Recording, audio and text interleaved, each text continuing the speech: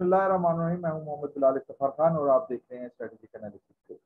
दोस्तों, आज हमारे साथ मौजूद हैं सीनियर जर्नलिस्ट मंसूर अली खान और आज हम डिस्कस करेंगे जो हाल ही में 15 सितंबर को एक नए अलायंस जो है मिलिट्री पैक्ट का ऐलान किया है United states of America, United kingdom और ऑस्ट्रेलिया, और इसको नाम दिया गया है ऑकस, यानी कि ऑस्ट्रेलिया, यूके एंड यूएस। अच्छा, इस इत्तेहाद जो है इसके अंदर जो है काफी जो है नई चीजें नजर आ रही हैं जो हमें पहले ना 5 आई इंटेलिजेंस पैक्ट में नजर आई, ना क्वाड नामी इत्तेहाद में जो कि चाइना के खिलाफ बनाया गया। अच्छा, इस इत्तेहाद का मकसद भी चाइना को काउंटर करना है, लेकिन इसकी पूरी तकरीब में कहीं पे भी किसी ने चाइना का नाम नहीं लिया। जो ये ऑकस नाम का इत्तेहाद बना है जिसका ऐलान 15 सितंबर को जो है मॉरिसन जो कि ऑस्ट्रेलियन प्राइम मिनिस्टर हैं, जॉनसन जो बोरिस जॉनसन जो यूके के हैं, और बाइडन जो कि अमेरिकन प्रेसिडेंट है, उन्होंने किया। इसके कुछ एम्स है। पहला इसका एम जो है वो है कि इक्विप किया जाए न्यूक्लियर सबमरीन के साथ और ऑस्ट्रेलियन नेवी को, और इस प्रोसेस के अंदर ट्रांसफर ऑफ टेक्नोलॉजी भी की है। इसके अलावा साइबर सिक्योरिटी और अपनी साइबर कैपेबिलिटीज को एनहेंस किया जाए।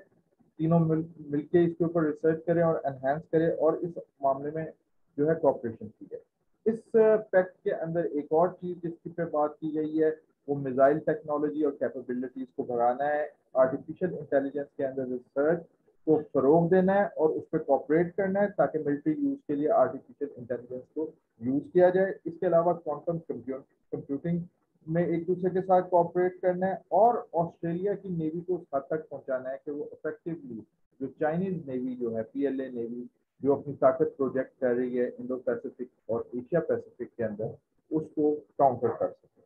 अच्छा, इस पैक्ट के बाद जो पहला रिएक्शन आया वो हमें फ्रांस की तरफ से आया, क्योंकि फ्रांस के साथ 12 सबमरीन जो हैं कन्वेंशनल सबमरीन का ऑस्ट्रेलिया ने मुआहिदा किया था। ये तकरीबन $37 बिलियन का था, जो इस मुआहिदे के बाद, इस पैक्ट के बाद, ऑफिस के बाद जो है जो ऑस्ट्रेलिया है उसने इसको कैंसिल कर दिया।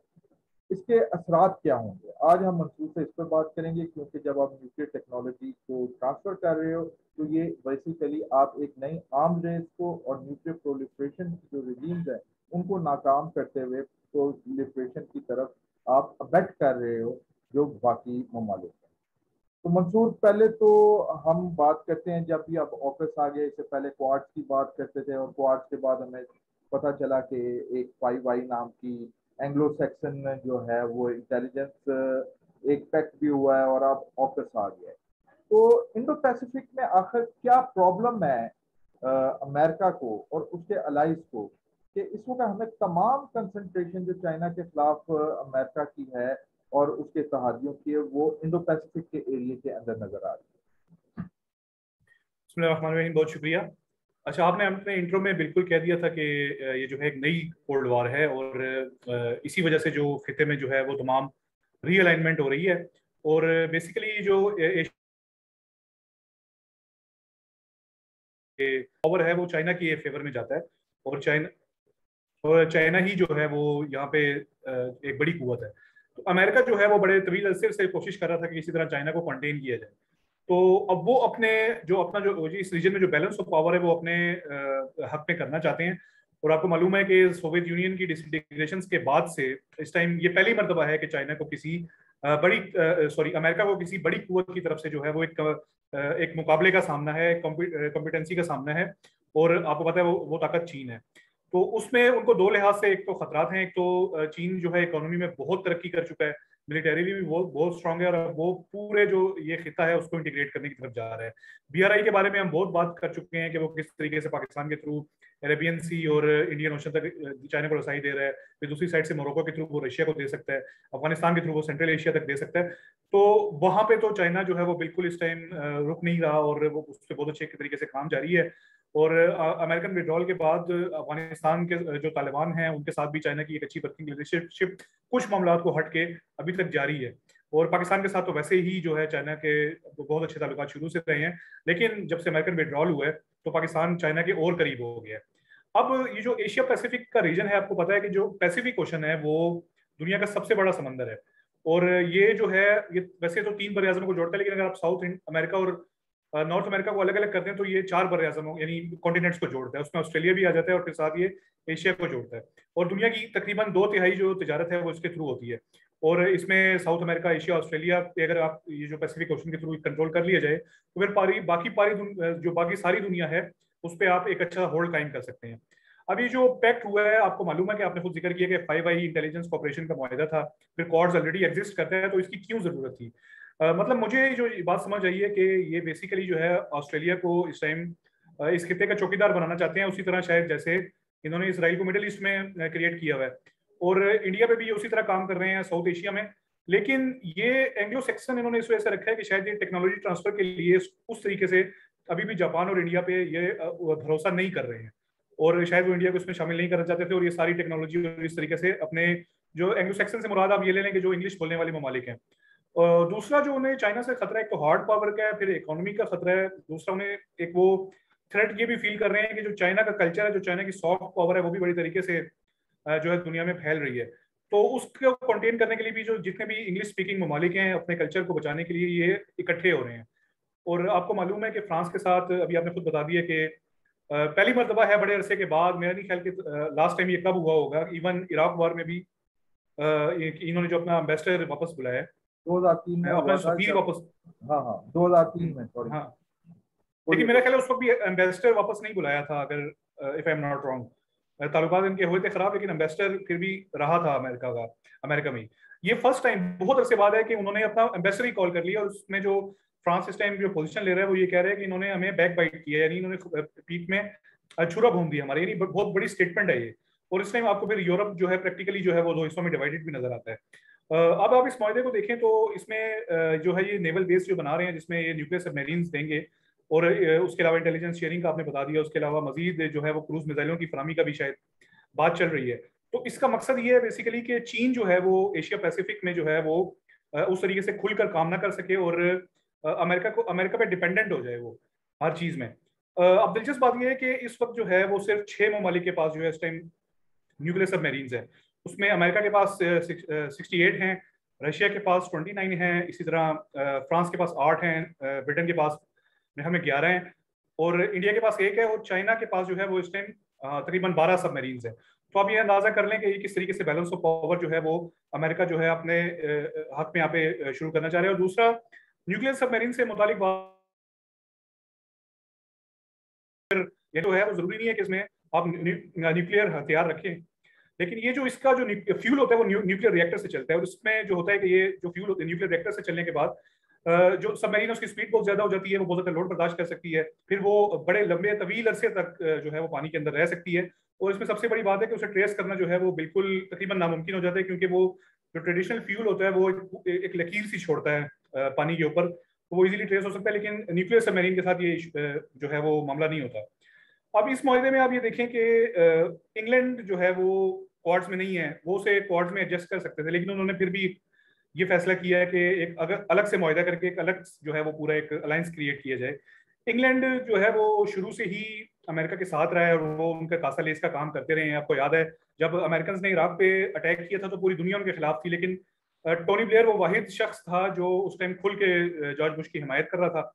और आज भी जो टोनी ब्लेयर है उस पर ब्रिटेन के अंदर खुद लानतान की जाती है कि वो उन्होंने खुद कितना गलत फैसला किया था।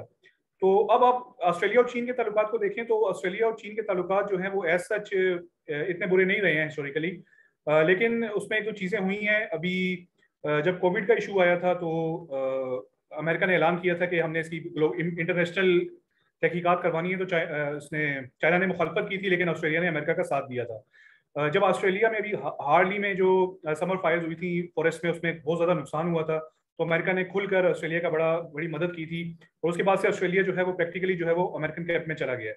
तो अब हमें ये अंदाजा होता है कि जो बाइडन है वो इतनी जल्दी अफगानिस्तान से क्यों निकले हैं। मेरा ख्याल है कि वो अफगानिस्तान से निकल के पूरी तवज्जो अपनी जो है वो चाह रहे थे कि एशिया पैसिफिक और इस किस्म के अलाइंसेस बनाने में रखी जाए, तो उन्होंने वही किया है। और मेरा ख्याल है इसके जो है वो बहुत दूर असरात होने जा रहे हैं। उसका एक तो असर ये होगा कि खित्ते में जो है वो न्यूक्लियर आर्म रेस शुरू हो जाएगी। आपको मालूम है कि चाइना अभी तक जो है वो बिल्कुल इस पे हम बाद में बात करते हैं। अब मेरा सवाल जो है कि $37 बिलियन का जो है ना मुआहदा जो है वो खराब हुआ है फ्रांस का। फ्रांस फ्रांस की के जो साथ। इस वक्त गुस्सा है वो हम समझ आ रहे हैं, लेकिन एक और फैक्टर भी है कि हम 90s से पढ़े हैं, बल्कि जब से ये यूरोपियन यूनियन वजूद में आई है, अमेरिकन एज अ थ्रेट ले रहे थे यूरोपियन यूनियन को, क्योंकि उसकी कंबाइन इकोनॉमी जो है अमेरिकन जो इकोनॉमी को चैलेंज कर रही थी। तो ब्रिक्सेट के अंदर बेसिकली ब्रिटेन ने जो कुछ किया, और उसने अपने, हमारे साथ हमारा कुलीग था टॉम हुसैन, ब्रिटिश था, मुस्लिम, उसका कहना ये था कि अपने बच्चों का, हमारी गवर्नमेंट ने यानी कि बरतानवी गवर्नमेंट ने अपने बच्चों का मुस्तकबिल तारीख किया है।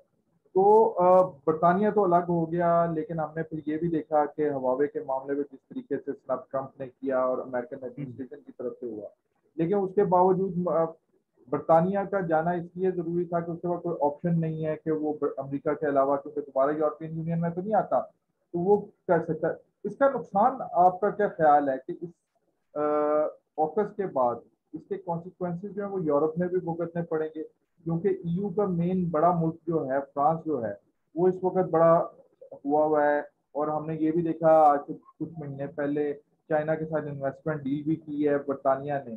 तो आपके ख्याल में यूरोप का जो थिएटर है उसके अंदर चाइना क्या गेन करेगा, और अमेरिकन जो हैं उनको किन नए चैलेंजेस का सामना करना पड़ेगा? देखिए, वेस्टर्न यूरोप की अगर आप बात करें तो उसमें सिर्फ फ्रांस ही नहीं है, उसमें जर्मनी जो है वो बड़े अमेरिकन विड्रॉल के बाद से अमेरिका से काफी ज्यादा नाराज है। और आपको एंजेला मर्केल का अपने बयान भी सुने होंगे, उन्होंने जो बाइडन पे इस हवाले से तनकीद की थी। और अंजेला मर्केल के तो ट्रम्प के जमाने से ही ताल्लुकात जो थे वो अमेरिका से बड़े खराब हो गए थे। तो मेरा ख्याल है कि ईस्टर्न यूरोप को वैसे भी हिस्टोरिकली कहा जाता है कि वो रशिया के करीब रहा है वर्ल्ड war 2 से ही। लेकिन वेस्टर्न यूरोप जो था वो अमेरिकन इन्फ्लुएंस में था। हमें पता है कि वर्ल्ड war 2 के बाद जितनी वहाँ डेवलपमेंट उसमें अमेरिका ने बड़ा किरदार अदा किया था। पहले भी हमने एक दफा डिस्कस किया है कि जो अमेरिकन सेक्रेटरी ऑफ स्टेट थे जॉर्ज सी मार्शल, उन्होंने तकरीबन $18 बिलियन का उन्होंने वहाँ पे मार्शल प्लान दिया था। वहाँ सारी इकोनॉमी तरक्की हुई थी। और जो वॉर ऑन टेरर थी उसमें भी जो था वो यूरोप अमेरिका के साथ रहा था। लेकिन अब जो है इस टाइम जो मेरा जहाँ तक ख्याल है कि जो नॉन इंग्लिश स्पीकिंग अरब जो यूरोपियन कंट्रीज हैं वो अब अमेरिका से दूर होते जा रहे हैं। उसकी बहुत सी वजूहत हैं, क्योंकि कई अमेरिका ने डिसीजन ऐसे लिए हैं जिसमें यूरोपियन यूनियन समझ रही थी कि हमें एतमाद में लिया जाएगा, लेकिन अमेरिका ने वो सारे फैसले यूनिलैटरली कर लिए हैं।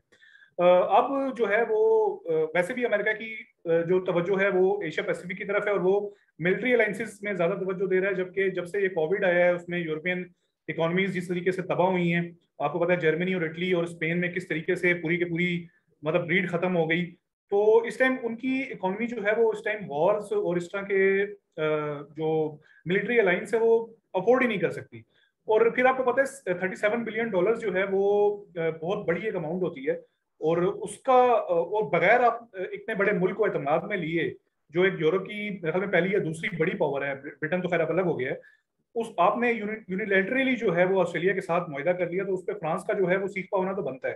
लेकिन फ्रेंच भी खैर अपने आप को जो थे वो कोई बहुत बड़ी टॉप चीज समझने लग गए थे, और वो ये समझ रहे थे कि शायद वो मतलब अमेरिका की गोद में बैठ के कोई बहुत बड़ी चीजें अचीव करेंगे। लेकिन ये भी उनके लिए सबक है कि जो हेनरी किसिंजर ने किसी जमाने में कहा था कि अमेरिका के जो दोस्त हैं वो तो अमेरिका के जो दुश्मन है शायद वो तो बच जाए, लेकिन अमेरिका की जो दोस्त होते हैं अमेरिका उनको नहीं छोड़ता।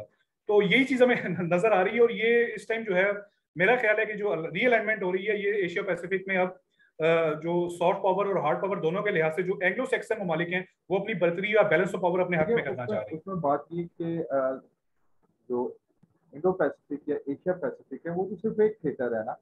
बाकी थिएटर्स में हम अगर देखें तो अमेरिका ने अपने आप को कंसोलिडेट किया, खासतौर पर अब्राहम अकॉर्ड के बाद। सेंट्रल एशिया का जो थिएटर है उसमें हम देख रहे हैं कि अमेरिका को विड्रॉ करना पड़ा है। सिर्फ एक इंडो पैसिफिक का थिएटर है जिसके अंदर अमेरिका मजबूत नजर आ रहा है। यहाँ पे एक मैं जरूरी बात इंफॉर्मेशन देता चलूँ कि इस वक्त जो है शुरू हो चुकी है अमेरिका और यूक्रेन के दरमियान जो मुश्तरका जंगी मचते हैं, जबकि रशिया बेलारूस के साथ कर रहा है। हमने एक चीज बाइडेन इंतजामिया की पॉलिसी देखी कि जहां पे वो बुली कर रहे थे, जो मार्च में हमने अलास्का में देखा चाइनीज के साथ जो गैर महजब सलूक किया गया। दूसरी तरफ वो प्यूटन के मामले में, रशिया के मामले में जो वो सॉफ्ट थोड़ा सा लग रहा था। लेकिन रशियन की भी आप असेसमेंट ये होगी कि जिस तरीके से यूक्रेन को सपोर्ट किया जा रहा है, आप क्या समझते हो कि जो डिवाइड करने की एक पॉलिसी थी, एक इंडिकेशन दी थी रशिया और चाइना को एक दूसरे से दूर करने की, किस हद तक अमेरिका जो है उसमें कामयाब हुआ है, और किस हद तक आप देख रहे हो कि उस पॉलिसी के कुछ क्या कोई असरात आए हैं या दोनों ममालिक और करीब हुए हैं, चाइना और रशिया, जैसा कि हमने ट्रम्प के दौर में देखा जब जॉइंट पेट्रोलिंग इंडो पैसिफिक में होती थी बॉम्बर्स की और फाइटर जेट्स की। तो आप चाइना रशिया के अलायंस को विद रेफरेंस टू दिस जो है जो ऑकस है, आप कैसे देख रहे हो कि क्या असरात इस अलायंस पर पड़े? मेरा ख्याल है कि अभी तो ऑकस एक बिल्कुल नई चीज है और चाइना जो है और रशिया जो है वो दोनों इसको बहुत करीब से देख रहे होंगे। लेकिन अभी जो एससीओ की मीटिंग हुई है उसमें जो है वो तकरीबन उन दोनों ममालिक का एक ही जैसा मौका अफगानिस्तान के हवाले से सामने आया है। और पुतिन जो है उनके हिस्टोरिकली अमेरिका के साथ बड़े ही खराब ताल्लुकात रहे हैं, सिवाय कुछ अरसे के जब वो ट्रम्प इक़्तिदार में आए थे तो उनके बारे में कहा जाता था कि वो आपस में दोस्त भी हैं। और फिर वो अमेरिका में ये इल्ज़ाम भी लगता था कि शायद उन्होंने इलेक्शंस भी जो है वो ट्रम्प के फेवर में मैनूवर कर ली है। मेरा ख्याल है कि अब ये जो ऑकस का है ये दोनों रशियंस और चाइनीज जो है उसको बहुत करीब से देख रहे होंगे। और ये उनको पहले से ज्यादा करीब लाने का बायस बनेगा, क्योंकि अमेरिका इस टाइम जो है वो आप देख लें एंग्लो सेक्सन्स में तो, या जो उनके हलीफ ममालिक हैं इस रीजन में, आप छोटे बड़े ममालिक को देख लें, आप जिसमें आपका ताइवान हो गया या आपका हांगकांग हो गया, साउथ कोरिया हो गया, इसी तरह फिलीपाइंस वगैरह छोटे छोटे ममालिक, तो इनको अगर आप छोड़ दें तो इस टाइम जितना भी ये रीजन है इसमें जितने बड़े ममालिक हैं वो अमेरिका पे ट्रस्ट करने को तैयार नहीं है। तो रशियंस तो सवाल ही नहीं पैदा होता कि वो इस इशू से बिल्कुल अलग हों।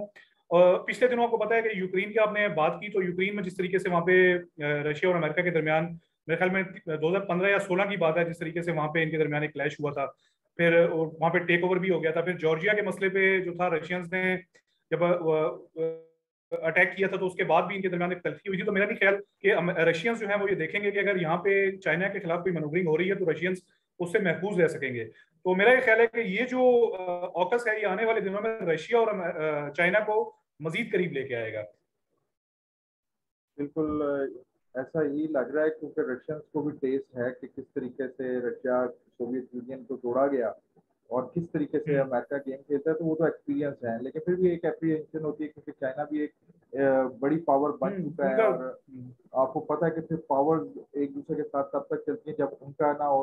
अमेरिका अगर पीछे हटता है यानी कि डाउनफॉल उसका होता है, तो जाहिर बात है कंपटीशन तो दरमियान में रशिया और चाइना का होगा, शायद इसी अब ये चीज पे मल्टीलेटरल जो है वर्ल्ड बनने जा रही है यूनिपोलर बनने से, जा तो रहा मेरा ख्याल है उसमें वो डायनामिक्स बिल्कुल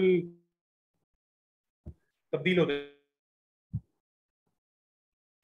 अनफॉर्चुनेटली मंसूर के साथ हमारा रास्ता जो है वो खराब हो गया, लेकिन जाते जाते मैं ये कहूँगा कि ये जो ऑकस मुआहदा हुआ है ये बहुत से नए प्रॉब्लम जो है खुद अमेरिका के लिए जो है वो लेके आ रहा है। मसलन इंडिया और जापान जो दोनों ही नॉन एंग्लो सेक्शन है, उनको इससे दूर रखा गया, और ये बेसिकली जो है तीन एंग्लो सेक्शन जो है ममालिक उनके दरमियान है। और इसी तरह 5 आई जो है वो भी हम देख रहे हैं तो कनाडा और न्यूजीलैंड को शामिल करके यही ममालिक हैं। तो ये एक सुपीरियर अलायंस शो किया जा रहा है जो एंग्लो सेक्शन है, और जापान को और इंडिया को डाउनग्रेड किया जा रहा है। दूसरी बात ये है कि टेक्नोलॉजी जो है, जो हथियार, तो जापान भी वही इस्तेमाल कर रहा है, इंडिया भी अब उसी साइड पे जा रहा है जो अमेरिकन है। लेकिन जहाँ पे रिसर्च एंड डेवलपमेंट की बात आ जाती है, जहाँ पे अपग्रेडेशन ऑफ कैपेबिलिटीज की बात आ जाती है, वहाँ पे दोनों जो अलाइज हैं जो नॉन एंग्लो सेक्शन है उनको बिल्कुल ही नजरअंदाज कर रहा है अमेरिका। तो अमेरिका दोनों जो गैर एंग्लो सेक्शन है उनको कर रहा है। दूसरी चीज जो आ रही है, जब आप बात करते हैं इस चीज की कि टेक्नोलॉजी ट्रांसफर हो रही है, चीजें ट्रांसफर हो रही हैं, एक बैलेंस ऑफ पावर के सिस्टम को खराब करने की कोशिश की जा रही है, तो इसका रिएक्शन जो है अलाइज के अंदर जापान जो है वो पसंद नहीं करेगा कि चाइना के बाद अब ऑस्ट्रेलिया भी एक न्यूक्लियर पावर बन जाए। इसी तरीके से और ममालिक, नॉर्थ कोरिया यहाँ पे है और चाइना के अलाइज हैं, क्या वो इस चीज को पसंद करेंगे? रशिया पसंद करेगा कि उसके जो है पैसिफिक के अंदर एक और न्यूक्लियर पावर जो है आ जाए, चाहे वो सबमरीन के लिए, लेकिन अल्टीमेटली ये न्यूक्लियर वेपन्स तक बात जाए। तो अमेरिका ने बेसिकली ये जो चाल चली है ये खुद इसको उल्टी पड़ेगी और ये बहुत से मसाइल का जो है सबब बनेगी। कल इंशाल्लाह एक नए प्रोग्राम के साथ मैं हाजिर हूँगा, उसमें हम बात करेंगे चाइनीज स्ट्रैटेजी के ऊपर कि वो चाइनीज स्ट्रैटेजी क्या है अमेरिकन एडवांसमेंट और जो अमेरिका अलायंस बना रहा है और जो गेम खेल रहा है। तब तक के लिए मुझे मोहम्मद बिलाल इफ्तिखार खान को इजाजत दीजिए। अस्सलाम वालेकुम व रहमतुल्लाहि व बरकातुहू।